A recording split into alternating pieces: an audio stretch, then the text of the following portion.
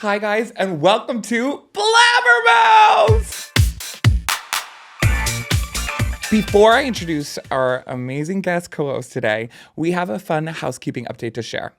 Eleni won't be co-hosting the show in 2026. She's been such a big part of Blabbermouth's experience, and we're wishing her all the best. And you never know when she might show up to stop by and shout in a megaphone at a celebrity on the street.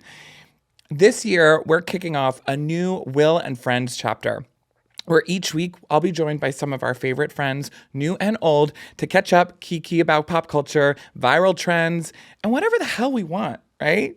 We're going to be featuring some of our amazing Betches personalities here at the company, as well as some of our favorite creators, influencers, and cultural commentators. So if there's anyone that you want to see or you're dying for to be on an upcoming episode of Blabbermouths, let us know in the comments or just DM us.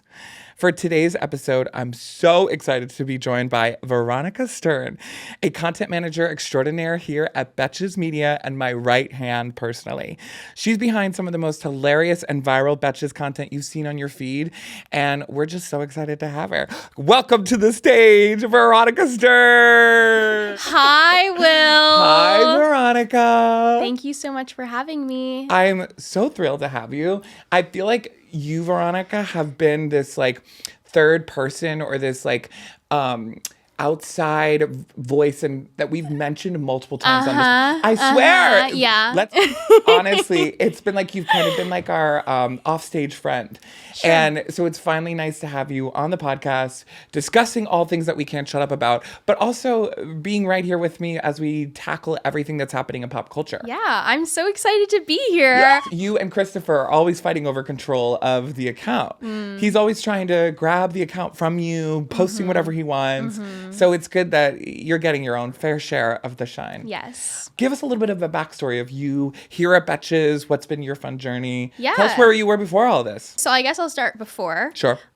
Some people might know me as the girl that was Anastasia. Sure. On the national tour of Anastasia. I played Anya for 10 months on the road in a Broadway national tour, which Insane. was so amazing. Yeah. I studied musical theater in college, so that was sort of like the trajectory. Yep. And then after that, I went to Les Miserables, that little show. That little French show that nobody knows about. Show. Nobody really knows it. It's kind of like not like the longest running show of all time or anything like that. But, you know, anyways, I was on that national tour after that.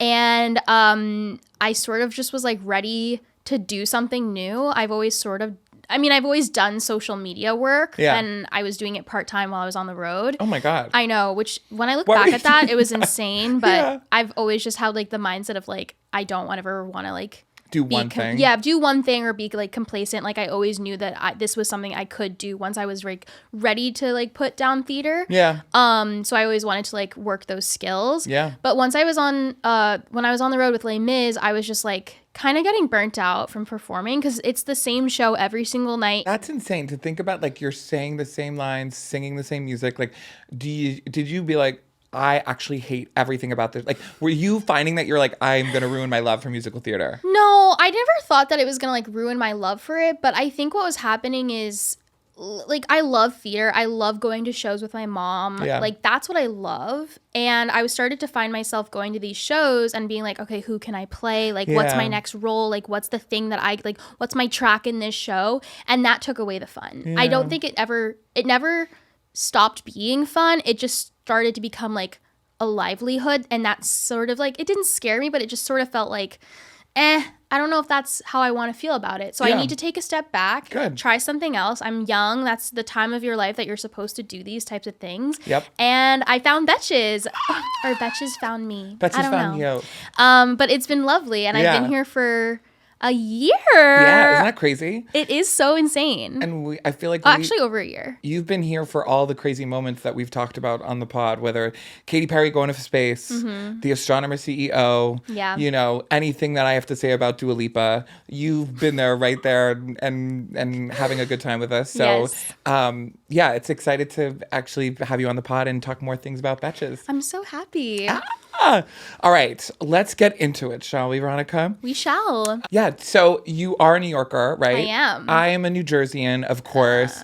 Do you feel like you have any regional loyalties here in New York or in outside of New York City? Like, for me, New Jersey, fuck New Jersey Transit. Remember that. I'm always gonna ride you hard, girl.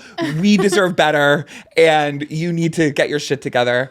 Do you have anything like that? Do you have anything that you're like, oh my God, I hate you, bitch? Or you're like, Oh, I only have one thing that like is apparently it's only a New York thing, and I didn't know this, but do you have Carvel? Carvel, the ice cream shop? Yeah. Why? When I went to school in Cincinnati, shout out University of Cincinnati, go Bearcats. Girls. There was no Carvel. Oh, okay. In Cincinnati, they have Graders. That's like their ice cream thing. Okay. Carvel is just like specifically, I think, a like northeastern, like maybe tri-state area thing. And like that is the best ice cream in my opinion. Yep. And I was like, I need Carvel. I need Carvel. Guess what? I go back on tour to Cincinnati like 4 years later. There's a Carvel across the street from my dorm. Oh. Which is insane. You must have manifested that. I think I did manifest it. I would agree. And now everybody's like, oh, should we head to Carvel? I'm like, you don't know. you guys don't know the struggle. You guys don't know what I went through. You don't know. You would never get it. I'm Okay, trying to like think that. if there's any other things. I have like a love-hate relationship with New York City. I get but I feel that. like everyone does. Unfortunately, I'll let you have that more than me because you are a New Yorker. Like I don't know if I can say I'm a New Yorker. Like I grew up in Westchester. Okay, like fair. We're meeting in the middle technically because like New Jersey's not New York. Oh no, yeah, right? Westchester's upstate. She grew up upstate. Excuse me? I'm from Long Island, so that's why I say that. What? No. I'm not from upstate New York. From upstate. No. I argue live this till 30 the minutes death. outside of the city. I grew up 19 minutes outside the city, so I win. But yeah, no, this is my running joke with everyone from Westchester. I am from like the first city or town right outside of Manhattan. I thought you were about to say I'm from the first city, like off the Plymouth boat. Like I was like, this bitch. Oh, okay, sure. Like you're off with the Plymouth Rock ship. No, that's actually in Massachusetts. Yeah. But Plymouth Rock Part 2, it's just the Rock of New York City. This week when they on got to Blabbermouths, geography lessons. In New Jersey, that battle of like what's upstate, what's not. Mm-hmm. In New Jersey, people don't believe if Central Jersey exists. It's like North Jersey, South Jersey, and that's it. But then people are like, there is Central Jersey because what's in the middle?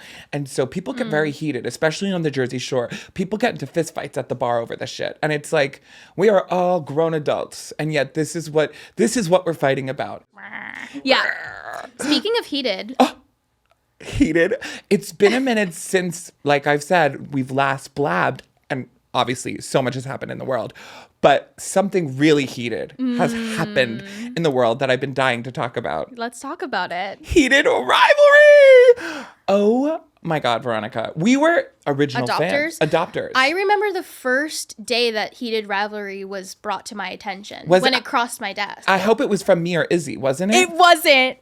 It wasn't. It was from somebody on our talent team. And guess where I was when I learned about Heated Rivalry for the first time? Okay, where were you? I was in Canada, bitch. Somebody in our Slack said, has anybody heard about this show called Heated Rivalry on Crave? I already knew what Crave was because I am sort of like a Canadian girly. I know things about Canada. And I knew what Crave was. So I was like, okay, it's like HBO Max in Canada. It's Pop Crave's network. No. I was sitting with some friends in Canada. I said, hey girls, have you heard about this TV show called Heated Rivalry? They said, no, what's that? I said, I don't know. It's apparently some like gay show about hockey. Some gay show about Some hockey. gay show about hockey. Show.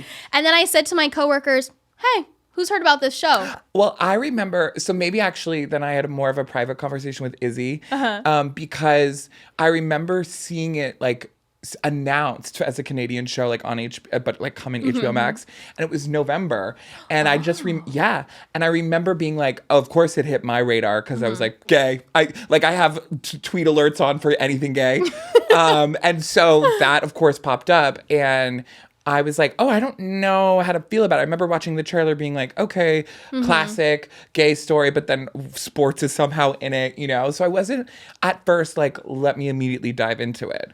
And then I think, right, naturally, even before all the craziness, we were all having conversations about it like, oh, cool. It was like almost just like, you know, another TV show. Yeah, because whenever things like come across our desks, and I mean like our phones really. We're sort of just like, all right, grain of salt, see how it picks up. Yeah. For a few weeks I was like, I'm not gonna watch it. Yeah. Well, it was like it was releasing weekly.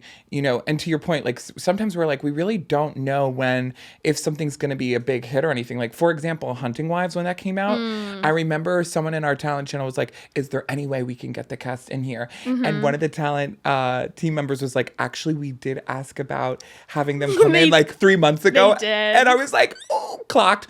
But it was funny because like no one would have ever predicted how big that show was going to be. When it really was hitting off was like when everyone kind of decided to go on Christmas break. That's when I started feeling like nobody had anything to watch. TV shows were like, pausing to air and like there wasn't much going on. And people just were clicking onto it, like catching on like a house on fire. And so we posted about it a lot. We've been posting memes. Are you guys able to like pull up every single Heated Rivalry post that we actually did like 5 just last night for the Golden Globes? We did. Right. So we are capitalizing on the moment. We are capitalizing on it. The people are loving it. People are loving HUDCon and Skip, shipping the relationships in the show. We were posting carousels over Christmas winter break. We were making we didn't know if this would go over well. Veronica took a video of me explaining what frauding is to our coworkers. And let's just say it's not a typical safe for work conversation, but in the Betch's office. One of the things I've liked about it, I feel like it's made us all a little bit more open about talking about sex. Yes. In a healthy way that's just like, this is a part of life. Yeah. And like, it's nothing to be like weird about or like, taboo about. I actually think that has been one of the nicer things about this, especially homosexual sex. Something that How do you say it? No, literally, we were in a meeting talking about Heated Rivalry, and I'm pretty sure I was just like, homosexual sex. And I'm like, that just sounded so bizarre. Yeah. So, yes, gay sex, gay love. Gay love. Non-hetero romance. Non-hetero romance, queer love, queer. I've been saying more like queer love, queer sex. But I agree. And that was one takeaway that I took from it. And my second takeaway was I did start texting situationships that were closeted men. And that was... Closeted? That were like I had relations with. Relations? Are you Monica Lewinsky? It made me be like, wait, I can have love too. And it's like me texting situationships. And that was not the message I should have. That's so sweet. Thank you. I'm going on a roller coaster right I know. This is what happens at Blabbermouths. We are on roller coasters of emotions and conversations. But in a more serious note, it was just, it's great to see a gay love story being told and people are ravenous for it. And they truly want more. Like, and also that it's not depressing. Like, I feel like we've seen so many queer stories done that it's like, the person's dying from AIDS. The person's just dying in general. The person is forever alone and not happy. Like, there's so many like, wow, this is devastating. Yep. And I kept watching the show being like, oh, wait, when is the shoe going to drop? Is this something bad going to happen? And nothing bad. It's just like, oh, this is...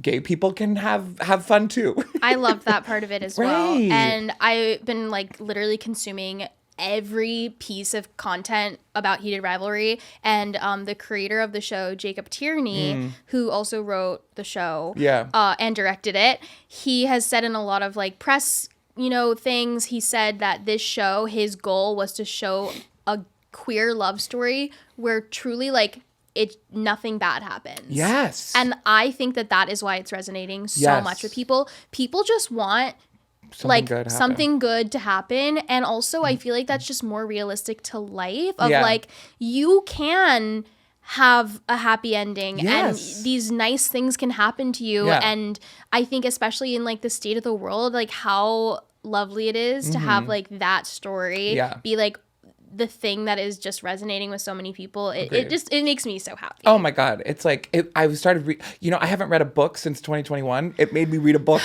I know this is so bad. But the last book I read was Verity, which I'm really excited about. That's a whole nother side conversation. Another airport book. Girl, that was a good book.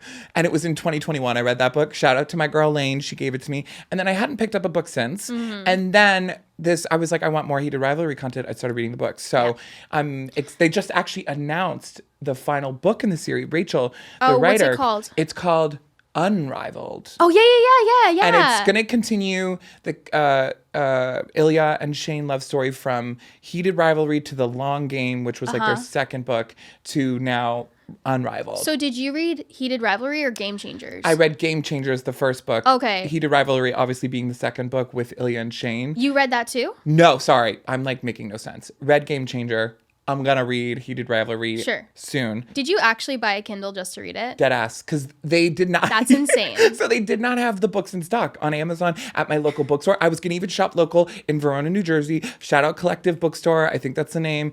And they didn't have it in stock. And it said, I remember it was December 22nd. And I'm like, I really want to read it for Christmas and have my own personal love story attached to Christmas.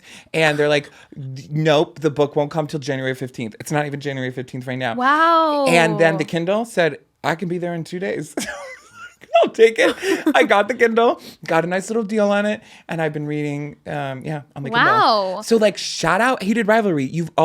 You're increasing the U.S. literacy rates in America. I'm sure, yeah. Just by like me alone. I mean, I hadn't read a book in 4 years. I started reading it, Game Changers, and I did make the mistake of reading it while I was on a plane. Ooh. And I was literally reading it like this. Oh, I was yeah.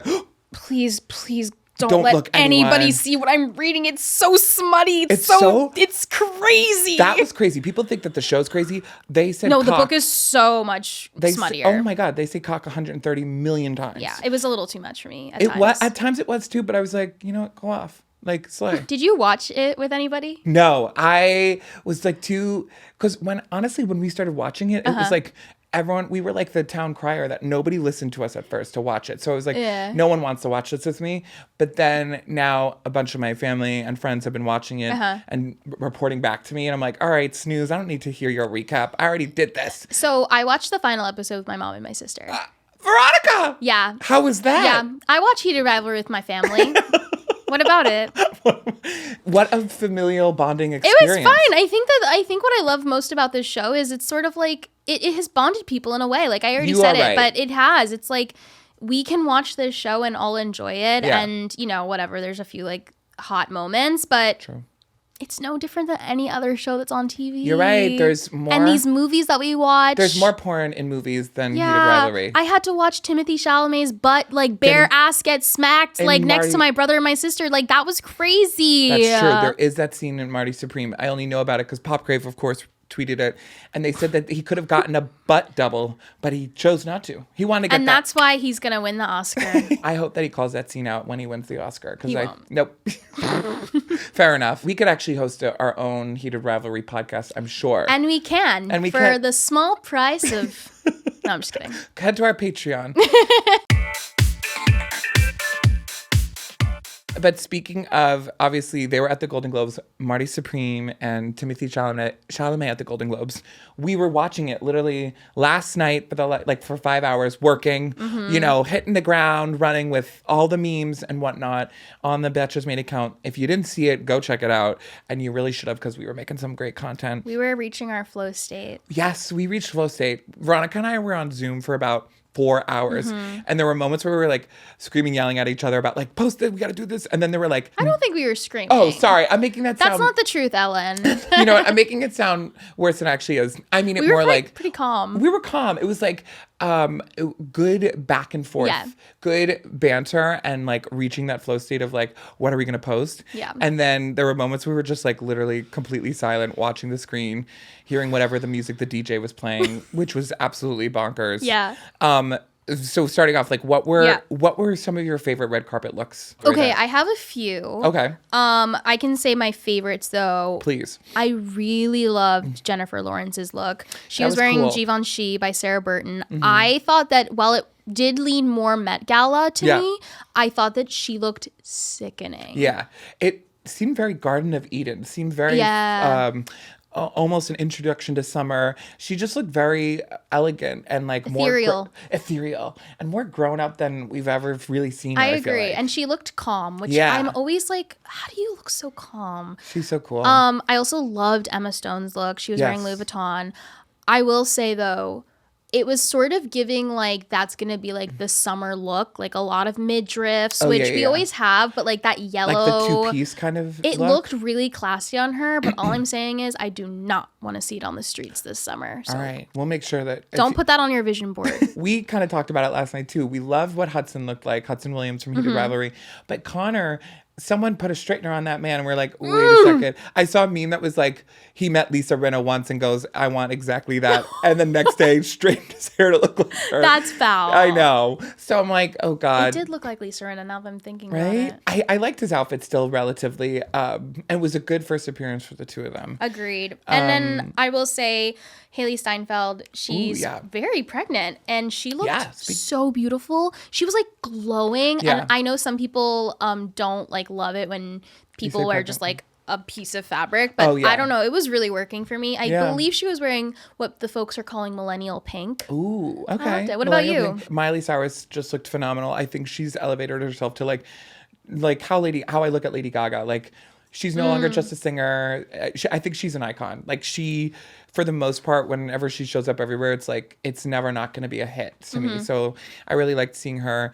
And then even Selena Gomez, I felt like though, even though we really liked it, I felt like I've seen her in that outfit like 5 other times. She has been doing like the old Hollywood glamour look a lot lately. Yeah. But I think last night was like the best of them. Yes, agreed. And she looked happy. Yeah, she looked great. Benny and her look happy. I'm like, go slay. Our little short king, like he was standing on top of the little step so that he could be a little bit taller than her. Period. Nothing but respect for my president. Neither of us looked at each other and were like, this was terrible. Everyone looked good. The only person I was like, Parker Posey. Oh, yeah. It was a little costumey to me. Yeah, it seemed more Met Gala than anything. Agreed. They did stairs this year as the red carpet. Yeah. We think they were trying to reheat the Met Gala's nachos with like, it wasn't just a regular long carpet. It was like, oh, these are stairs. Just like how you see the red carpet at the Met Gala. The stairs had a nice dimension though. Like not to get into the weeds of like technical stuff, but like it does add like some sort of like elegance to like they're entering this place. Yeah. Everybody has their like levels. More than one person can be doing it at a time. So I kind of gives you like an activity as a star to go do that. You know, I'm sure it's so daunting though. Oh my God. Listen, I like sitting there like, yeah, I could just do this. I'm like, I can't even imagine what I'd look like. No. I was also very, very pleased with Nikki Glaser. Not just her gorgeous look, but like...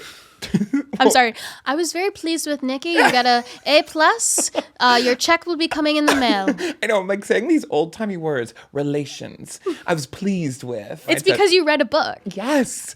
I'm cultured and educated, as one might say. Yeah. Even if it was smut. It's still reading. Yep. Nikki Glaser was just so funny. I was like impressed. I didn't know she could do it again, part 2, but she had some really, really good jokes. Favorite joke of the night? Oh my God. I have to think that it was the Michael B. Jordan with his mom sitting right there. That poor woman. She basically says, you know, there were 2 Michael B. Jordans and Sinners. That made me Nikki B. Jerkin. I was like, damn, girl, the balls you had on there with the poor mother sipping her little iced water right next to Michael B. Jordan. That was really funny to me. What about you? When she was on Jimmy Kimmel, sort of like soft launching some of the things for the week, she said that there was one joke that she wanted to ask Jimmy about. Okay, wait, hold on. She said to Jimmy, "Do you think I can say this joke about this person? It's about their looks." And he was like, "Yeah, tell me what it is." She's like, "I have to whisper it to you because I don't want to like give it away." Yeah. And she like whispered to him, and I was like trying to figure out who it was about, and I think it was Sean Penn. Everyone in this town is obsessed with looking younger. Meanwhile, Sean Penn is like, what if I slowly morph into a sexy leather handbag? And I feel like that's... She had a good little a few punches on him, respectfully. Yeah. Even about like smoking cigarette in the bathroom. Yeah. Did you see, there's literally a photo of him smoking a cigarette at the award ceremony, and underneath it, there's a comment from Hannah Einbinder, and it says, saw this in person. No, like, that's bold, and honestly, respect. Good for you, Sean Good for Penn. you. Can we smoke cigarettes in here? No. I'm kidding. Sorry. So sorry, we're kidding. Kidding. I'm like, get me my cigarette, my emotional support cigarette. I thought she had balls on her for calling out CBS News while in it, like on syndicating on CBS News. I was like, you know, we still need to make sure the comedians are like pushing the envelope. Oh my God. One book, guys. One book. The envelope. So I respected that. Like she clearly wasn't like gonna censor herself. She was like, I'm gonna do what I want. I'm not scared. So I thought that was really cool. How do you feel about the winners, losers? Mixed bag, I felt at times. One battle after another, as expected, I think took home a lot. I was really happy for Tiana Taylor. Oh my God, that was great. I'm obsessed with her. I think she's also had a long time coming in this career, because I feel like I've known about her since like 2012 when she was like kind of making a music career, being featured on a lot of different artist songs. And then it's been a long, talk about one battle after another and climbing up. Like she's finally kind of being recognized for how great she is. I love it when people win that are not expecting it. Totally. And that like deserve to win. And it's not just the same 5 people over and over and over again. Yep. And, in the words of Issa Rae, I am always rooting for everyone Black. So yes. Amen. I'm happy for her. I know. It was truly a great win. And like you said, the idea of it, like she wasn't really expecting it. Like it was true raw reaction. She was not. Yeah. So that and her was cool. speech was so beautiful. And I loved Amy Poehler winning for Best Podcast. And that, Meh. why? What makes a good podcast? Veronica, you're so right. And why were we nominated? Sounds like somebody wasn't upset that we weren't nominated for Best Podcast. Yes, so Here's true. my thing. NPR should have won.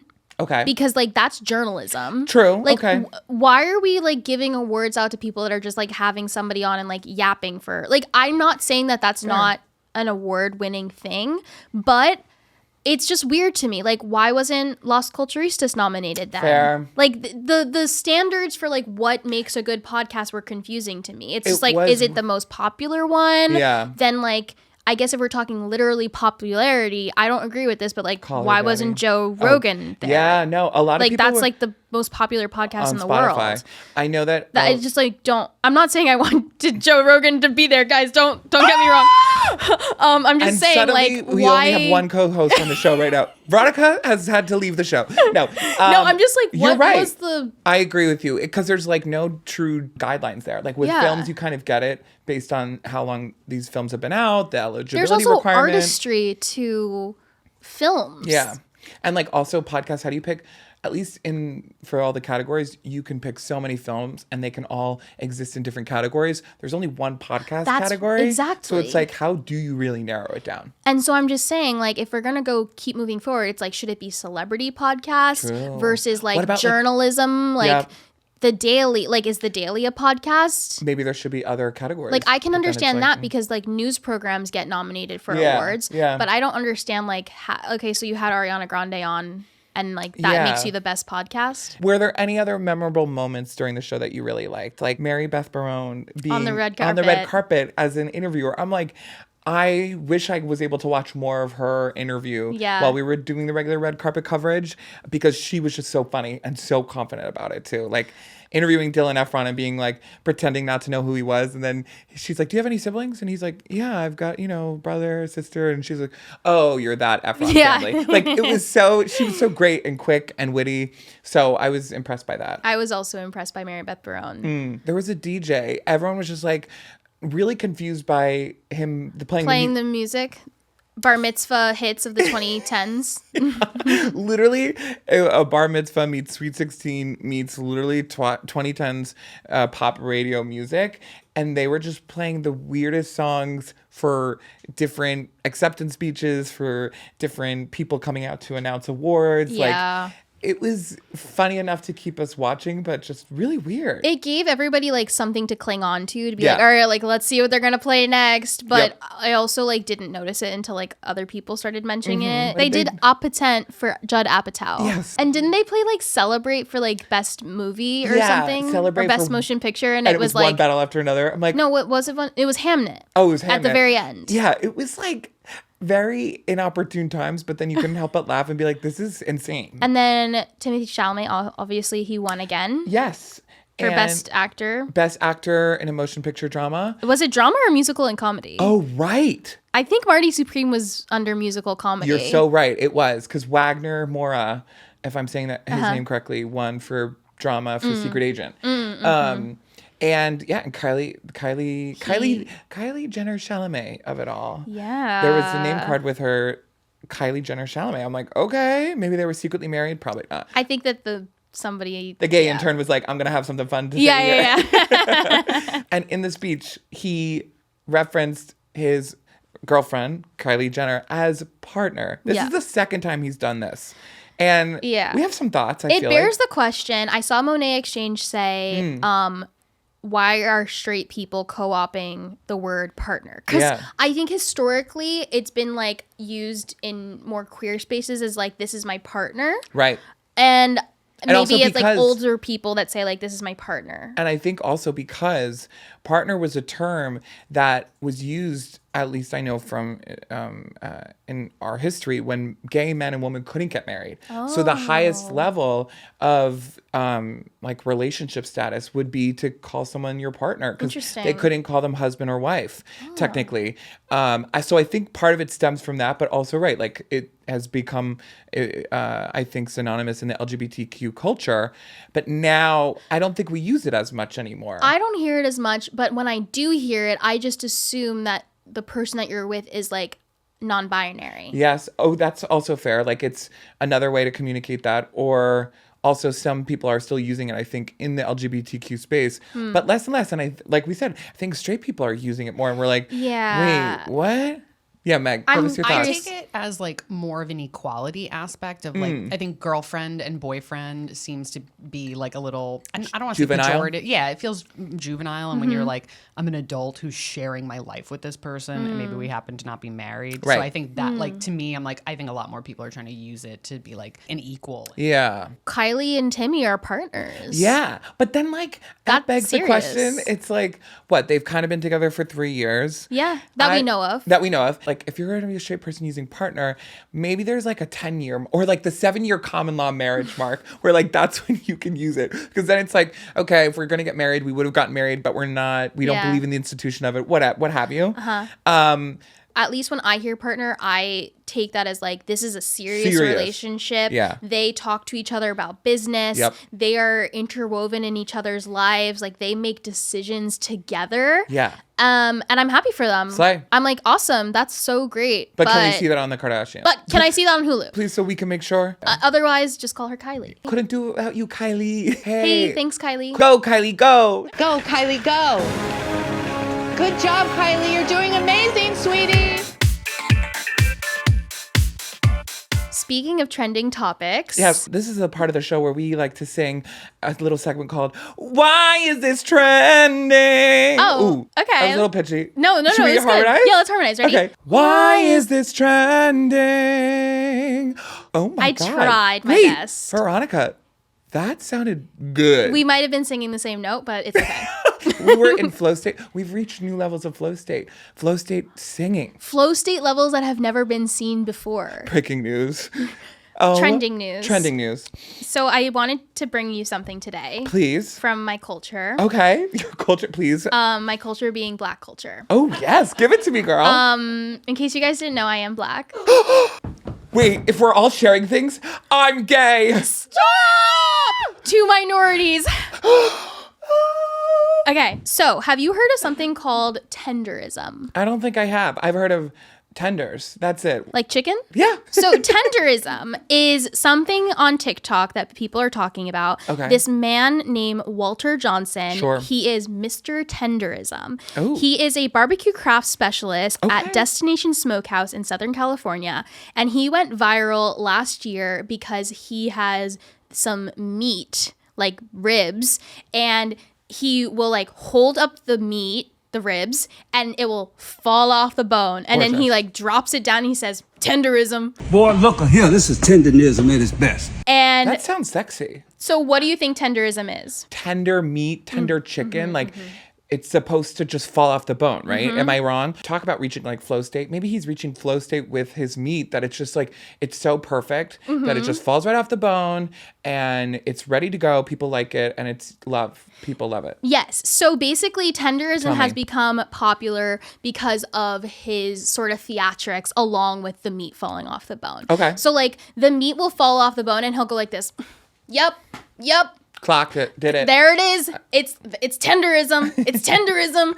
And basically tenderism is now obviously being co-opted into many other parts of life. Yes. So some other examples of tenderism. Yep. A fresh blowout. Ooh. Hair. So like right when you're done, When you're done and it just like it falls off the bone. It's beautiful. It's silky, smooth. done. Gorgeous. Tenderism. Tenderism. When your iced coffee is the perfect color.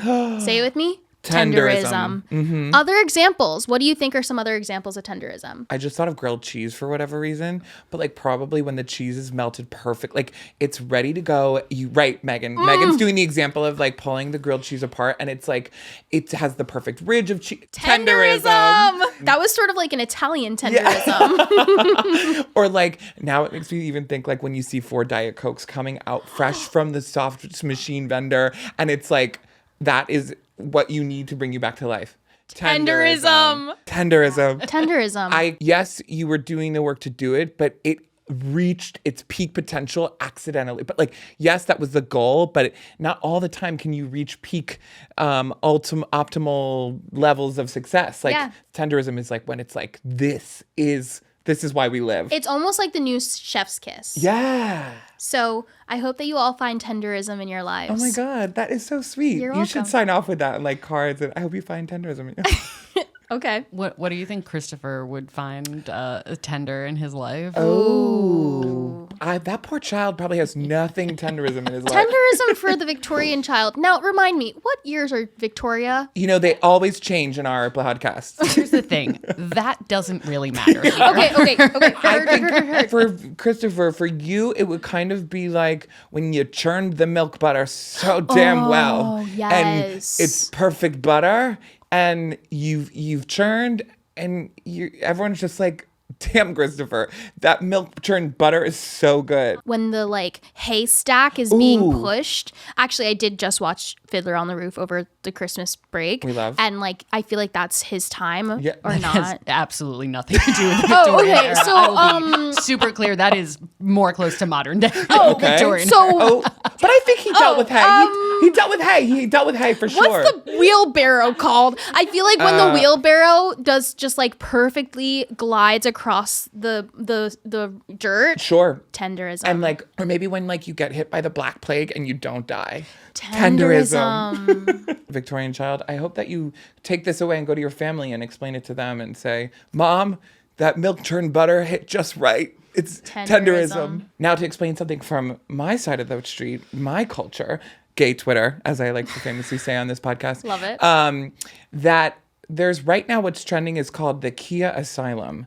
And we've talked about this. Khia asylum is this metaphorical fake asylum where pop singers, female pop singers specifically, go to live out the rest of their careers, desperately trying to escape it, avoiding it at all costs, but sometimes just kind of living there by choice and having to deal with the consequences.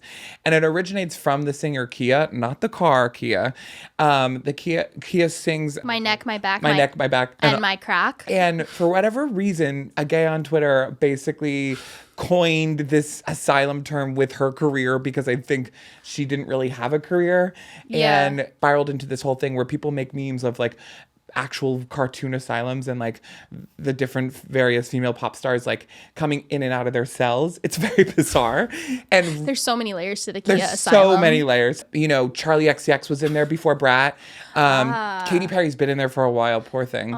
Zara Larsson was in there, but she has one foot out now. BB Rexa is currently there. She's been there for a while. She's like gnawing at the bars of her enclosure trying to get out. She is.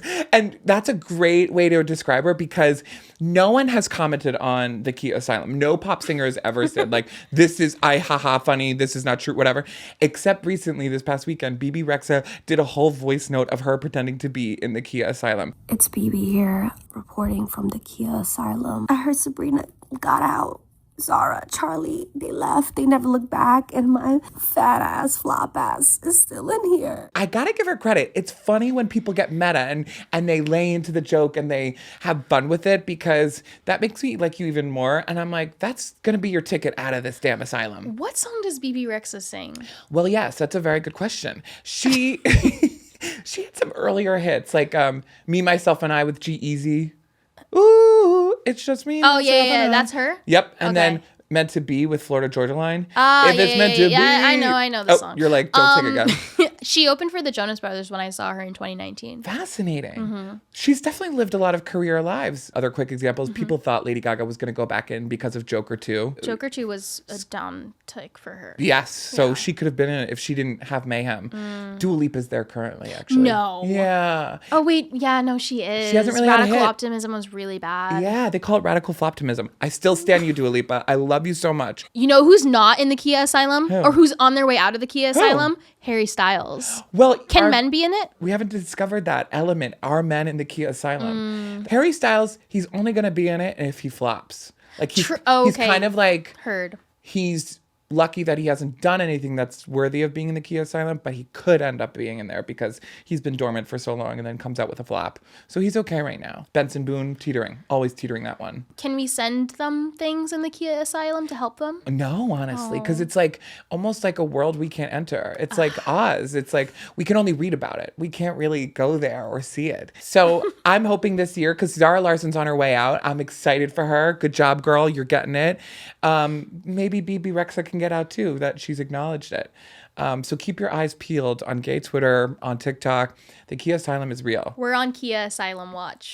We're the security guards of Khia Asylum. I feel like I'm more like the secretary, but Okay. sure. Yeah, maybe we're just like the gossiping secretaries. We're the gossiping secretaries of the Khia Asylum. Yes, I like that. That is definitely where that kind of fits with it because we're friends with them, but we can't really do anything. With them? No, we're friends with the pop singers in there. Like we can't really help you, but like, hey girl. Yeah, like we can stream their music, help them to get out, maybe make a few like viral trends for them. Exactly. Like we're there to be like an advisee, but nothing more. So those were our two segments for Why Is This Trending.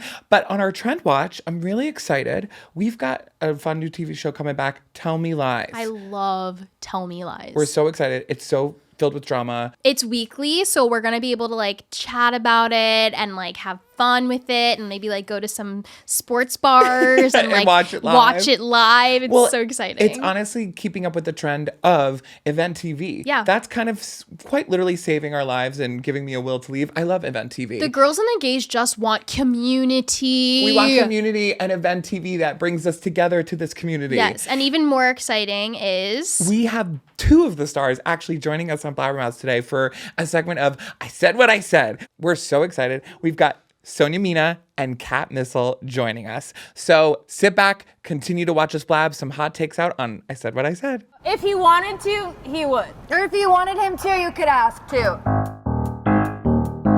Hard launching your situationship at a party is actually really Agreed! Dress up for work. Just do it. I'm wearing heels. I don't do this. Respect yourself. Dress up, baby girl. Dress up for work. You never know who you're gonna meet. You don't need to date to marry. That's just how you're gonna end up settling with someone. What should you date for? For money! Just because you put cheese on something doesn't make it good. The sauces are elite. What's your favorite sauce?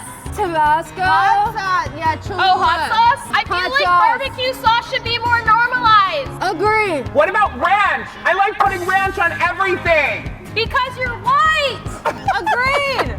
We should really bring back flip phones. Normalize being unreachable. Normalize screaming into the void.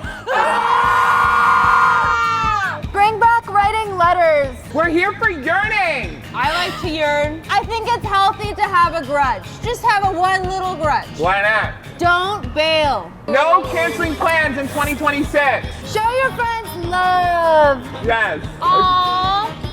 You should be allowed to hook up with your friends' exes. Within reason, because they're your friends' exes for a reason. I don't know about that one, babe. I can't wait to watch season 3 of Tell Me Lies.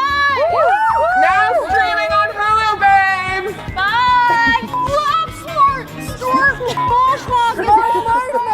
that was so much fun. I'm obsessed with them, and it makes me even more excited to watch the show. Me too. So, Veronica, I can't believe our time has come to an end. I just want to keep know. yapping and blabbing. Well, as we good do. thing you can Slack me. Where can we find you, Veronica? My Instagram is just my name at Veronica Stern, and my TikTok is at that mixed chick NYC because I thought it would be fun to have an alias. Yes. You can, of course, follow me at Will Ozer, and you can follow the two of us at Betches, seeing all the memes and everything in between. Thank you guys so much for joining us. Thanks for blabbing with us.